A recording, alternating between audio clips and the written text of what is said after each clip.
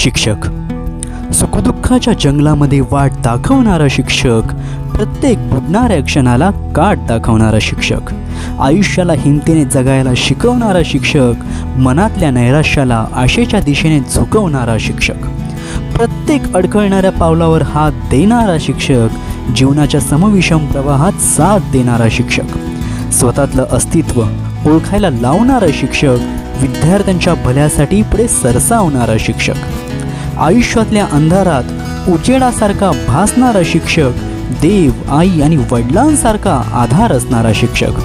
शिक्षकाची महती आणि एक कविता हे समीकरण काही जुळत नाही.